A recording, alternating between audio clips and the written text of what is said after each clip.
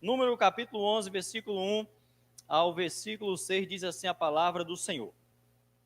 O povo queixou-se de sua sorte aos ouvidos do Senhor. Ouvindo o Senhor, a sua ira se acendeu, e o fogo do Senhor ardeu entre eles,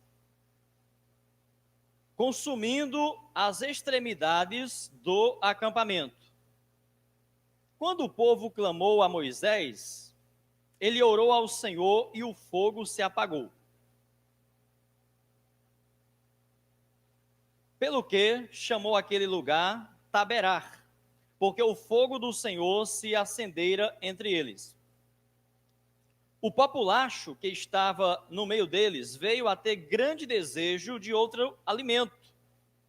E os filhos de Israel tornaram a chorar, dizendo: quem nos dará carne a comer? Lembramo-nos dos peixes que no Egito comíamos de graça, e dos pepinos, e dos melões, dos alhos silvestres, das cebolas e dos alhos. Mas agora estamos defiando, e nenhuma coisa vemos senão este maná. Oremos. Querido Deus e amado Pai, nós te agradecemos por esse precioso texto que nós lemos, Senhor. Senhor. E pedimos, ó Deus, que o teu Santo Espírito esteja nos iluminando nesse instante, que o teu Santo Espírito esteja falando aos nossos corações nesses próximos 30 minutos, e que a tua palavra, Senhor Deus, ela encontre guarida em nossos corações, Senhor. Nós sabemos, ó Pai, que nós estamos aqui nesta manhã, porque tu és um Deus misericordioso, tu és um Deus gracioso, Senhor. Mas como diz a tua palavra, a severidade do Senhor para com o povo de Israel resultou em bênção, em misericórdia para conosco. E nós queremos, ó Deus, como teu povo, não experimentar dessa severidade, como teu povo Israel experimentou em parte, para que nós, gentios, pudéssemos sermos agraciados com o cheio. Deus nos faz entender a tua vontade e aceitar a tua palavra tal como ela era, ó Deus, e tal como nós afirmamos que ela permanece a mesma, assim como o Senhor permanece o mesmo, sem sombra de mudança. Deus nos perdoa, tenha misericórdia de nós, Senhor. Somos pecadores e sabemos que os nossos pecados muito cheiram mal às tuas narinas, ó Pai. E somente pela graça de Jesus é que nós temos a segurança de poder nesta manhã, neste momento, nos colocarmos diante de Ti, neste lugar. Nós te oramos em nome de Jesus, Senhor. Amém. Meus amados irmãos, a Bíblia relata muitos atos, muitos pecados, muitos momentos da ira de Deus mediante o pecado, esse pecado que em muitas partes na Bíblia recebeu nome. E alguns dos nomes que estes pecados receberam na linguagem da época, que não é diferente de hoje, alguns dos pecados, em particular, a gente percebe que muito feriu, muito atingiu a santidade de Deus, de modo que resultou numa atitude de ira de Deus. Claro que é uma ira desproporcional se comparado com a pequenez, com a insignificância do homem. Mesmo assim, as Escrituras vai nos dizer claramente que esta ira de Deus resultou em alguns momentos na eliminação de alguns dos seus filhos, dos seus servos. E uma das coisas que provocou muito a ira de Deus dentro desse contexto foi a ingratidão e a murmuração. Simples, não é? Quando nós pensamos hoje nos pecados que nós cometemos, ou que a humanidade comete, que realmente cheira mal até mesmo ao nosso nariz pecador. No entanto, aqui Deus se ira, Deus gera uma mortandade por dois pecados que talvez a gente no dia a dia ache que é bobagem, que não significa nada. Esse Deus gracioso, esse Deus misericordioso não está nem aí para esse tipo de pecado, ingratidão e murmuração. Pois bem, foram esse tipo de pecado que levou de fato o fogo de Deus descer nesta ocasião, neste arraial, aonde a presença de Deus era ali representada pelo tabernáculo e pela arca da aliança. E sabe qual foi, meus queridos irmãos, a minha atitude assim que eu li esse texto? Porque já disse para os irmãos, essas mensagens é resultado da minha leitura diária, não é caçando texto na Bíblia para pregar, não. Estou meditando na palavra de Deus e Deus começa a falar através, e ali eu me proponho a pregar ali pela misericórdia do Senhor. E a minha atitude quando estava fazendo a leitura anual da Bíblia, e quando cheguei nesse texto, foi: Deus, tem misericórdia de mim. Senhor, perdoa-me por tua bondade, porque já em algum momento, Senhor, eu também murmurei, eu também reclamei da minha sorte. A murmuração aqui, meus irmãos, dizia respeito à sorte do povo. Estou se sentindo como um povo que não tinha sorte, como um povo que não tinha a plena bênção, o pleno cuidado de Deus. Você que é crente, salvo em Cristo Jesus, você já parou para pensar, meu amado irmão, minha amada irmã, no tamanho da sua sorte? Se você tivesse que comparar o ganho da vida eterna, este dom gratuito, com qualquer outra riqueza que se atribuísse à sorte, que tamanho, que porcentagem, digamos, que nota você daria para a sorte que você teve de ter o seu nome escrito no livro da vida? Quando você pensa, quando você imagina nos bilhões de seres humanos, desde que existe homem sobre a terra, na atualidade nós temos aproximadamente 8 bilhões, e você fazer parte de um número pequeno desses que são chamados por povo de Deus, ter o seu nome escrito, registrado no livro da vida, e você e eu ainda reclamar em algum momento de sermos azarados, tudo dá errado para mim, tudo que eu tento nada dá certo. Era mais ou menos isso que estava acontecendo com aquele pequeno povo dentre multidões que se aglomeravam naquelas nações em torno, sem ter realmente a condução desse Deus poderoso. E esse Deus poderoso estava voltado inteiramente para esse grupo pequeno de pessoas, se comparado com as outras multidões. De modo, queridos, que a coisa aqui foi séria. Fogo de Deus estava consumindo o acampamento. E não sou eu quem está dizendo, é a palavra de Deus. Portanto, guardemos este princípio, o princípio da palavra, porque este princípio se mantém, é o mesmo. Deus não muda. O Novo Testamento vai repetir que Deus, sim, Deus é um fogo consumidor. O Novo Testamento não nega isso. E nós sabemos, no final, muito bem o que vai acontecer com os que permanecerem com os corações endurecidos, sem se converterem, sem se arrependerem e voltarem dando glórias a Deus. Então, como negar que somos pecadores nas mãos de um Deus irado? Parece que a gente não entende. São muitos ou são poucos, Senhor Jesus, que vão se salvar?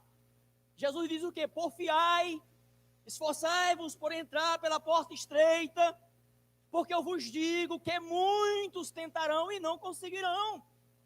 Ora, se vamos imaginar que apenas um terço da humanidade entra no céu, então são pecadores nas mãos de um Deus irado ou não é? Claro que é. Claro que somos. Prova é que Jesus Cristo disse que poucos se salvariam, que poucos entrariam pela porta estreita. Por quê? Porque essa ira de Deus vai cair em algum momento. O problema é que quando nós pensamos na ira de Deus, e claro que isso é natural que a gente reflita, porque de fato nós entendemos isso.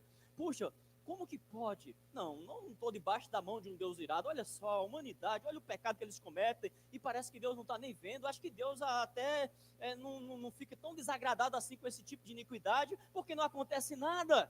Só que essa ira de Deus, meus irmãos, o Antigo Testamento era uma amostra grátis dessa ira. É isso que as pessoas às vezes não entendem, é isso que as pessoas às vezes querem fazer uma errônea comparação entre o Deus do Antigo Testamento e o Deus do Novo Testamento, como se o Deus do Antigo Testamento fosse um Deus irado realmente, fosse um Deus vingativo, um Deus muito severo, e o Deus do Novo Testamento, ou o Deus da nossa era, não, o Deus da nossa era é outro Deus, ele mudou.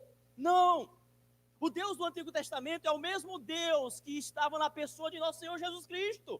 A diferença é que Deus estava moldando um povo para que a plenitude dos tempos se cumprisse nessa plena revelação de Deus. Mas não significa dizer que Deus não continua irado. A prova é que, mesmo com o sacrifício de Jesus na cruz do Calvário, poucas almas se salvarão. Aí a gente quer remeter ou quer condicionar a ira de Deus a meros castigos aqui. Aqui, literalmente, era fogo mesmo descendo. Mas vamos imaginar que sobre esses que o fogo literal de Deus desceu, os matou ali consumindo, vamos imaginar que eles foram salvos, que eles já estavam eleitos por Deus.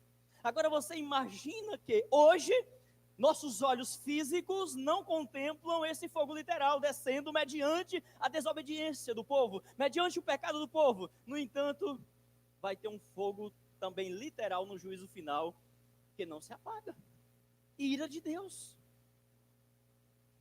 Mas, ao mesmo tempo, reconhecemos que estamos diante de um Deus gracioso, de um Deus misericordioso, mas que continua sendo fogo consumidor. E o fogo não muda, meus irmãos, passa tempo. O fogo natural que era acendido lá, não é? Riscando pedra, uma pedra na outra e tal, não queimava menos ou mais ou menos do que o fogo, que hoje é muito mais fácil de atear. Era o mesmo fogo, tinha a mesma intensidade, tinha a mesma composição de queimar, de ferir. Da mesma forma é Deus, não há essa mudança. Deus não precisa de mudança, irmãos. Deus mudou, nós vivemos no tempo da graça. Não, o Deus do Antigo Testamento também sempre se manifestou com graça, sempre se manifestou com misericórdia, e foi por esta razão que o povo adentrou a terra prometida, por conta da graça de Deus, porque nada o povo fez que agradasse ao olhar de Deus, ao coração de Deus, e por isso Deus disse: olha, vou colocá-los, porque esse povo foi-me muito fiel. Não foi por isso, foi porque Deus era gracioso e havia de fato prometido.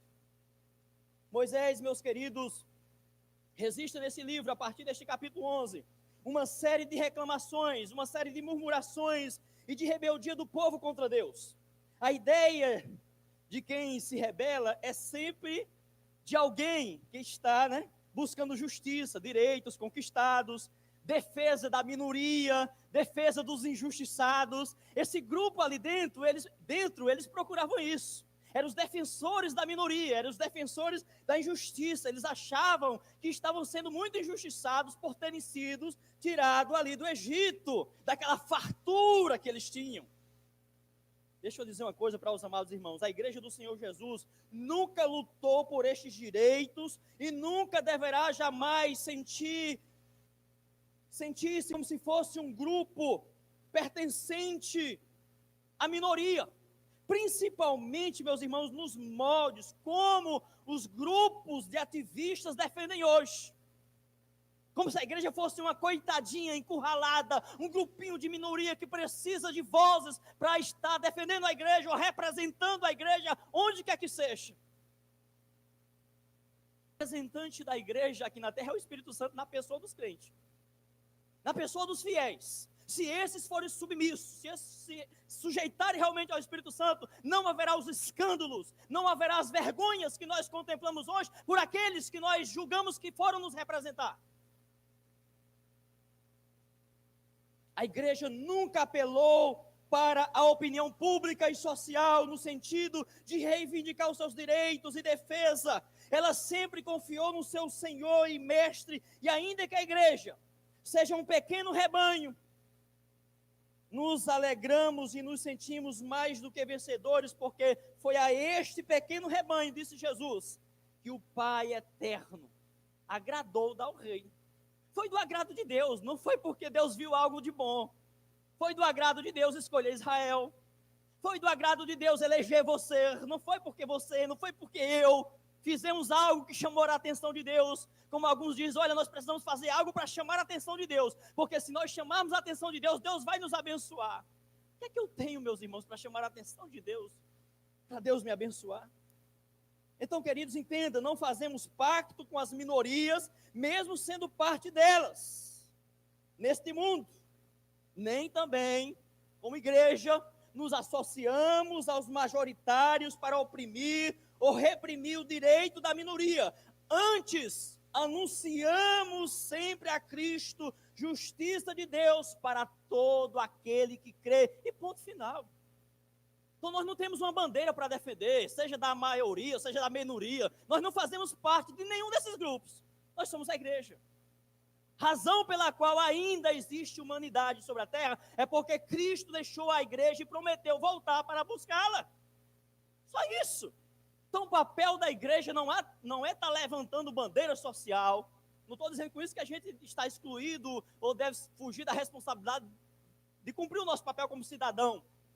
Mas não é papel da igreja levantar partido, ter uma visão partidária, levantar bandeira de político A, de político B, de organização A, de organização B. Não! O papel da igreja é pregar o evangelho, e não tem obra social maior do que pregar o evangelho, porque junto com a pregação legítima do evangelho, vem as ações de graça e de misericórdia, que atende o homem como um todo. Percebemos, queridos, na história bíblica do povo de Deus, que quando essa rebelião atinge um líder, um servo de Deus, se vê claramente nas pessoas do rebelado, ou do grupo de rebeldes, que a revolta, o sentimento de se insurgir, seja, dentro do contexto aqui, né, contra aquela pessoa, ou a pessoa do líder, que representa Deus, mas que aquele grupo diz assim, olha, esse líder, para mim, não representa Deus, ou esse líder não me representa. Eu estou falando aqui dentro do contexto, eu não estou falando dentro de uma realidade, quando se trata de igreja local, da nossa realidade hoje. Mas a verdade, meus irmãos, é que é o próprio Deus quem vai dizer que aquela rebeldia daquele grupo não era necessariamente contra Moisés, não era necessariamente contra Arão, era sim contra Deus. Mas é interessante que os rebeldes, os grupos que se rebelaram na história, e hoje também não é diferente, eles nunca vão dizer que é contra Deus, porque eles não são bobos. Nunca houve uma revolta, nunca houve um levante diretamente contra Deus. Por quê?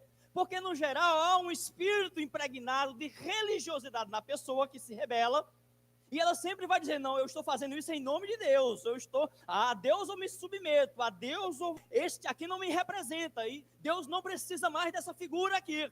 Então sempre é assim, mas Deus vai dizer claramente, como foi no caso, quando o povo decidiu escolher um rei, em lugar de Samuel, que era o juiz. Samuel ficou triste, Deus disse, não Samuel, calma, não é a você que o povo rejeita, Samuel, é a mim. Então as reivindicações que aconteciam aqui não eram necessariamente para Moisés. É claro que Moisés era afligido, é claro que os líderes ali eram afligidos por aquela situação, mas era, meus irmãos, uma rejeição a Deus, porque era Deus o Senhor, era Deus que conduzia aquele rebanho ali. E claro, você se insurgir diretamente contra Deus, você não vai parecer bem aos olhos dos outros, né? Porque o povo crê em Deus. Então, por isso que não há uma revolta direta, sendo contra a pessoa de Deus. Então, vai escolher sempre um líder para que, através do líder, se canalize o que de fato está lá dentro do coração, que é de fato uma rejeição ao Senhor. Então, não seria sábio essa insujeição ou esse insurgimento contra a pessoa de Deus diretamente. Então, queridos, esse sentimento, né, de rebeldia, de desordem, de murmuração, esse sentimento, essas ações, sempre foi colocado na mente do homem por aquele que é o príncipe da rebelião, né? Aquele que se rebelou contra Deus, aquele que não se submeteu à vontade de Deus, aquele que quis contrariar. Então, onde houver um espírito dessa natureza, pode ter certeza, há de fato o dedo, a mão daquele principado. E aí nós contemplamos algo muito parecido, né, na pessoa de Jesus, no Novo Testamento, na pessoa de João Batista, e esse fato está registrado pelos 3 evangelistas, né, que é Mateus, Marcos e Lucas, quando os fariseus, os doutores da lei, aqueles que eram religiosos, que criam em Deus e tal, chegam para Jesus e dizem: olha, você faz isso aí, esses milagres, em nome de quem? Com qual autoridade você faz isso aí? Ou seja, eles eram os defensores de Deus, mas quem era Jesus? Era um líder, era um homem, mas na verdade era o próprio Deus. Mas na visão deles, eles não contemplavam o próprio Deus, contemplavam um homem que se colocava como o discípulo, como o pregador das boas novas de Deus. E eles fazem essa pergunta: olha, me responda, com que autoridade você está fazendo isso aí? E aí Jesus Cristo calmamente diz: olha, tudo bem, eu vou lhe responder, desde que você me responda também uma pergunta que eu vou fazer para vocês. Me digam, o batismo de João é do céu ou é dos homens? E aí eles reúnem-se ali, um grupinho de fariseus entre si, e começa aquele arrazoamento entre si, dizendo o seguinte: olha, se nós falarmos que é do céu, ele vai nos dizer: se é do céu, por que vocês não creem então? Por que você rejeita o batismo de João? Se nós falarmos que é dos homens, então os homens vão nos apedrejar, então nós tememos, porque os homens creem que João é um profeta de Deus. Então eles decidiram o quê? Não sabemos. É assim que acontece, irmãos.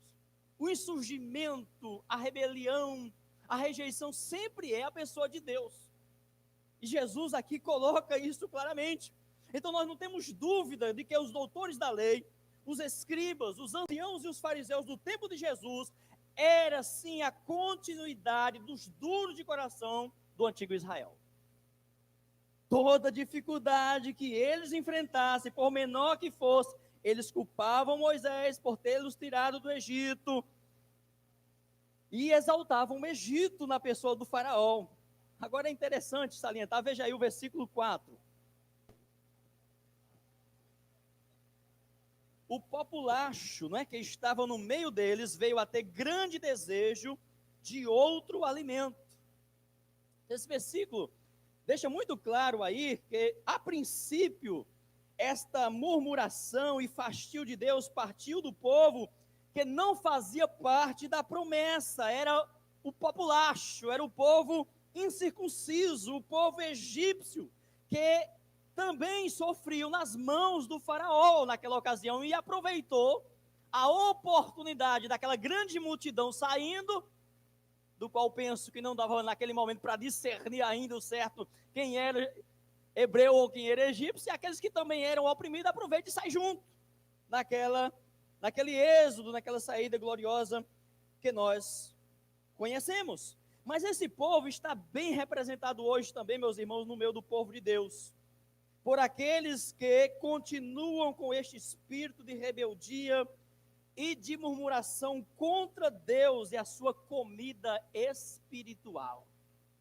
Eles tiveram desejo de outra comida, de outro alimento, e isso vai nos remeter, isso vai nos direcionar diretamente para uma comida muito especial e espiritual. Eles têm um poder, meus queridos, de influência muito grande no meio da igreja ainda hoje, e já tem contaminado a muitos em nossos dias. Veja aí o versículo 5.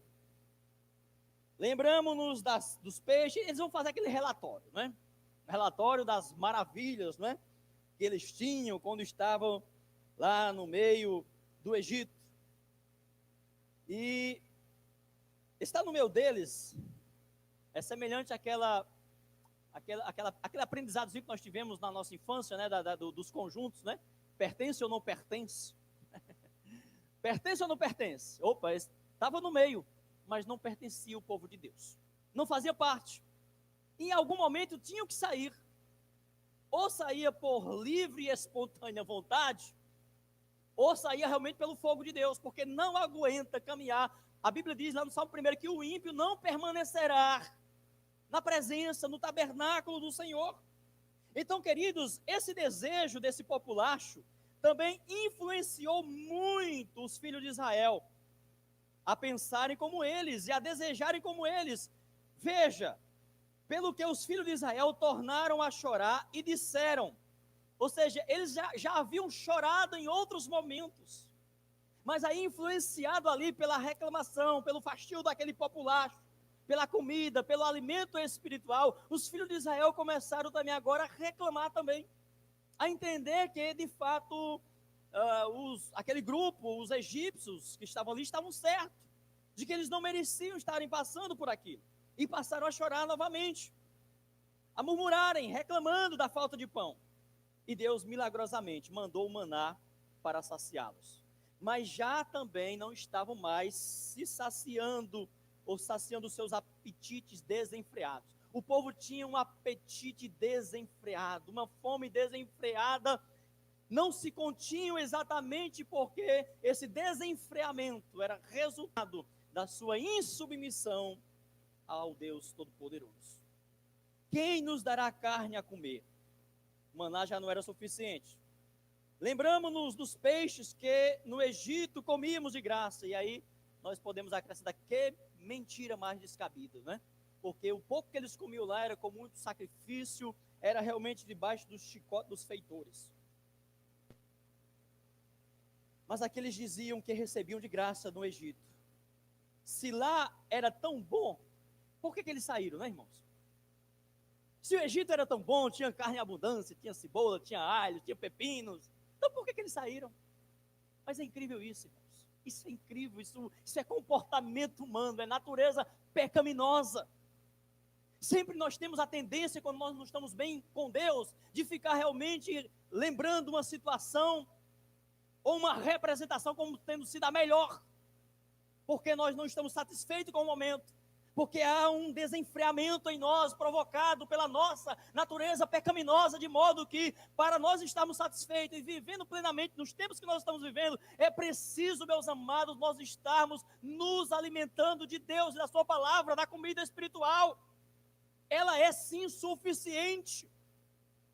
Então essas verdades, essas colocações de maná, de carne aqui, não é simplesmente uma representação física, nós vamos ver na conclusão desta primeira mensagem.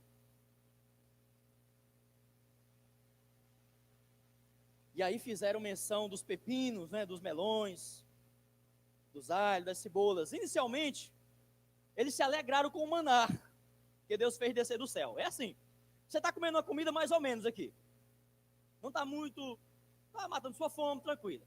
Aí de repente vem uma, essa é a comida. Aí você começa a comer aquela comida, ou comida boa. Ô comida boa! Ô comida boa. Poderia ser melhor. Espiritualmente não é diferente não, irmãos. Ô mensagem preciosa! Era esse pregador que eu queria aqui comigo. Pastor, não dá para ter uma conferência todo mês, não? Você já viu? É difícil um conferencista ruim, não é verdade? É difícil. Um pregador de conferência precisa de ser muito ruim para ele desagradar a igreja, viu? Se um dia nós trouxermos um pregador aqui e ele realmente, digamos, não falar o seu coração, pode ter certeza que é provável que ele nem chamado ele tem. Porque, meu irmão, pregar uma única mensagem para um grupo que está acostumado a ouvir por 30 anos um só pregador, não é difícil. Porque é algo novo, é uma comida nova, embora seja a mesma comida, apenas o tempero mudou, não é? É aquela coisa, o que é que você come na sua casa? Feijão, arroz, carne, macarrão, tal. Mesma comida que você vai comer no restaurante, só que ali no restaurante é preparado por outra pessoa. Agora passa a comer todo dia naquele restaurante, meu irmão. Você que trabalha fora é assim. Ô quentinha gostosa. Como a quentinha todo dia para você ver uma coisa. É natureza humana, irmão, é comportamento humano. Então, é claro que espiritualmente nós temos que fazer essas aplicações, mas nós temos que entender que nós somos responsáveis por provocar o fastio ou o apetite realmente por essa mesma comida. E esta comida nós sabemos que ela se renova cada dia. Agora depende muito de nós. Depende muito do estado em que nós nos colocamos para nos alimentarmos dessa comida. Mas, como o problema, meus irmãos, não era o pão físico, com o alimento espiritual, e sim com o alimento físico, e sim com o espiritual, e o maná estava diretamente ligado ao pão vivo que desceu do céu, eles agora, externando de fato a sua insípida relação com o que é espiritual e divino, rejeitam também o maná e trata com desprezo este maná. Você vê a colocação? Mas agora a nossa alma se seca, coisa nenhuma há senão este maná. Às vezes a gente tem essa atitude com uma mensagem, com uma passiva de um mesmo tempo, de um mesmo assunto. Só tem isso. Só tem agora essa mensagem. Só fala agora sobre isso. Não tem outra coisa, não. E às vezes, meus amados irmãos, não querendo defender nenhum pregador aqui, às vezes é exatamente aquilo que a gente está precisando ouvir. Mesmo que a gente fique rejeitando, mesmo que a gente fique naquela agonia, querendo alguma coisa nova, Deus muitas vezes está querendo falar conosco, exatamente através daquela comida, que naquele momento parece ter um pouco de ausência de sal, de tempero. Deus está querendo nos ensinar, nos provar, nos fazer crescer, porque nós precisamos aprender a crescer em tempo de seca, em tempo de sequidão, como o povo de Israel sempre fazia, como o agricultor experiente faz na roça, planta no seco. Quer plantar no seco, pastor? Eu já trabalhei na roça, eu sei o que é. Plantar no seco é aquele agricultor experiente de fé. Ele tomba a terra, né, ara a terra, não chove, ele fica naquela agonia. Mês de janeiro não choveu, eita, tenho que plantar no finalzinho de janeiro para fevereiro, senão o milho não vai dar bom, senão o feijão não vai dar bom. E agora, se chover só daqui a 8 dias, então ainda vou ter 8 dias para plantar, vai passar 3, 4 dias para nascer, então vou perder tempo, vou perder a lua. Vamos plantar no seco, pela fé. E aí, planta no seco, duro, é ruim plantar no seco, aqueles torrões duros. Mas aí à noite seguinte, aquela chuva maravilhosa, a semente já está lá dentro. Você precisa crescer em tempo de sequidão, meu irmão. E vez ou outra nós estamos passando por esse momento de sequidão. E se você tiver com o seu coração aberto, se a palavra você permitir, mesmo que você naquele momento não esteja com tanto apetite, você insistir pela fé: Senhor, eu estou sem ânimo, eu estou sem força, eu estou para murmurar, para reclamar da igreja, do pastor, dos diáconos, eu estou para desistir, Senhor, mas Deus, eu sei que Tu és o caminho, a verdade e a vida, eu sei que Tu és o meu alimento, mas eu estou realmente sem fome, sem prazer. Deus, planta nesse terreno seco. Em algum momento Deus vai derramar as suas chuvas, meu irmão, mas muitas vezes nós preferimos pular de galho, nós preferimos comer da comida do outro, e aí ficamos nessa insatisfação contínua, porque o problema não está lá fora, está em dentro, está em nós mesmos. E nós precisamos reconhecer isso. E como é difícil reconhecer isso. Como é difícil juntar forças, como é difícil se comunicar, como é difícil trabalhar. É preferível pegar a coisa pronta. Às vezes a igreja está passando por uma luta, por uma dificuldade de liderança. Alguém não tem alguém para liderar os jovens, não tem ninguém para liderar os adolescentes estão sofrendo, os jovens estão sofrendo, outra união está sofrendo. Aí um irmão chega: pastor, está acontecendo isso. Eu digo: meu irmão, ainda bem que você se levantou, minha irmã, vamos juntos, vamos orar. Quem sabe Deus não levanta você, quem sabe Deus não levanta outro. Não, qual é a preferência? Não está funcionando bem, eu vou sair. É bom pegar tudo pronto, né? Pegar tudo fácil. Aí será que é o pastor que tem que preparar os jovens, tem que preparar os adolescentes, tem que preparar as mensageiras, as senhoras? É o pastor é culpado. Por que você não assume, meu amado? Vamos unir forças, vamos construir juntos, vamos... Você quer galardão? Você chega no ambiente preparado, já está tudo bonitinho, a igreja toda montada, não falta nada, o dízimo lá em cima, tem dinheiro para isso, tem dinheiro para aquilo, a união de jovens tem uma programação excelente, adolescentes, olha, é um líder maravilhoso, é aqui que eu quero ficar. Mas quando de repente, casa o jovem, casa um, casa outro, e nós sabemos que é assim. Às vezes os jovens estão bombando, uma bênção, nós já vivemos tempos, não estou dizendo que agora não está uma bênção também, mas a gente tem essa experiência. No interior, meu irmão, você não imagina. Às vezes a igreja está lá com aquele conjunto maravilhoso, os jovens estão... Um outro domingo, o jovem precisou ir para Fortaleza, ou para uma outra cidade estudar, fazer faculdade, ou trabalhar, acabou a banda. E aí você vai desistir? Vou sair dessa igreja porque não tem mais músico para tocar, para cantar, aqueles grupos aí, vou procurar uma igreja que tenha isso. Irmãos, isso é realmente fastio de Deus. Nós precisamos realmente aprender da palavra. Então, queridos, este desprezo não poderia resultar em outra coisa senão na ira e castigo de Deus. Pois eles estavam desprezando não necessariamente o maná, o pão físico, mas a falta de temor a Deus. Não conseguiam discernir que este pão também era uma representação, uma tipologia do pão da vida que nos alimenta para a vida eterna. Jesus claramente faz menção a essa gente quando está diante dos fariseus, seus sucessores na época de Jesus. Jesus autentica a relação do maná, do pão que ali caiu do céu, para alimentá-los com o seu corpo, que também veio do céu, para dar vida a todo aquele que dele se alimentasse pela fé. E aí, para encerrar, eu quero que você abra a sua Bíblia em João, capítulo 6, versículo 32 ao 35.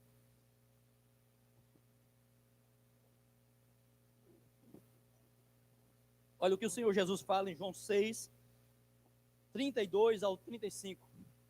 Jesus estava lá naquele pão, naquele maná. Jesus estava ali naquela reclamação, naquela murmuração. E tantos anos, 1000 e tantos anos depois, está aqui Jesus com os sucessores ali. Disse-lhes, pois, Jesus, na verdade vos digo, Moisés não vos deu o pão do céu, mas meu Pai vos dá o verdadeiro pão do céu. Porque o pão de Deus é aquele que desce do céu e dá vida ao mundo. Disse-lhe, pois, Senhor, dá-nos sempre deste pão. Que cegueira! E Jesus lhes disse, eu sou o pão da vida. Aquele que vem a mim não terá fome, e quem crê em mim nunca terá sede. Este pão, meus irmãos, tantas vezes, esse pão, na verdade, tinha todos os nutrientes, vitaminas, carboidratos, fibras, proteínas. Era um alimento completo e, portanto, suficiente para sustentá-lo no deserto por todo o tempo que fosse necessário naquela travessia, que, como sabemos,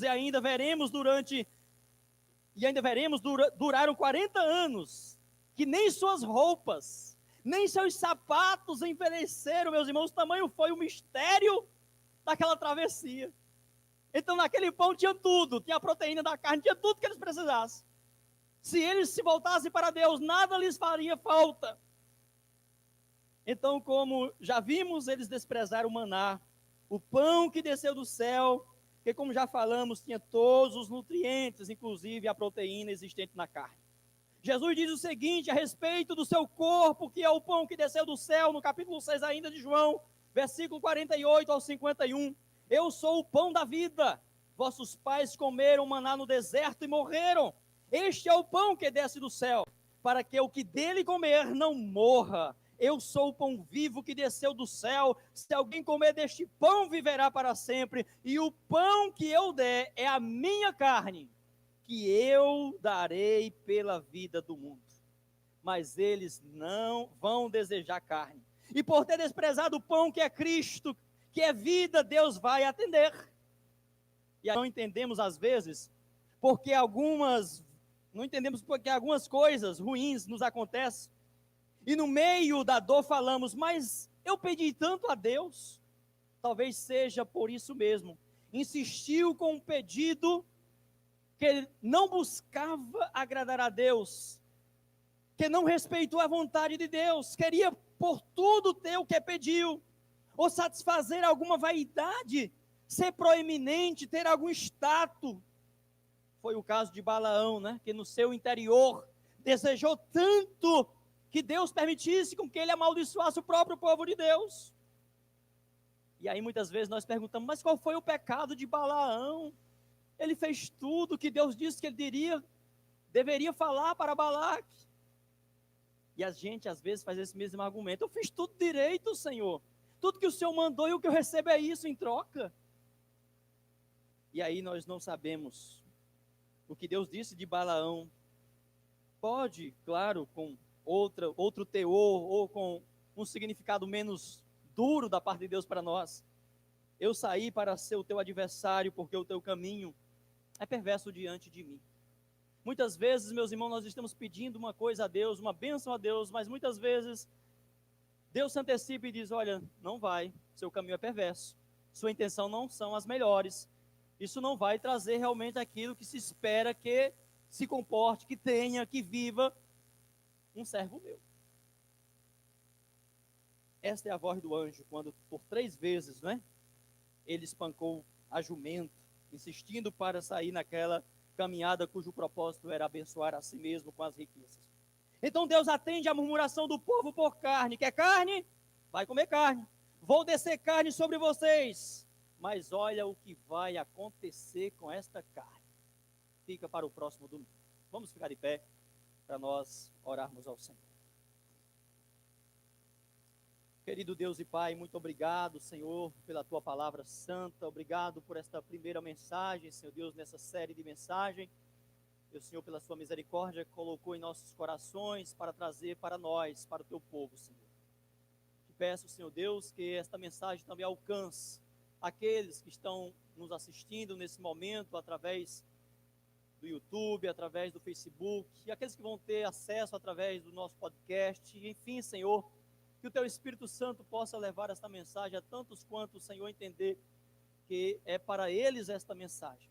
Pedimos tua graça, tua misericórdia, para que os teus propósitos se cumpram através dessa série de mensagens que estaremos pregando nesses dias. Perdoa os nossos pecados, perdoa as nossas faltas, Pai. Nós oramos agradecidos por tua misericórdia, apesar de saber que o Senhor está irado com os nossos pecados. Em nome de Jesus, nós oramos. Amém.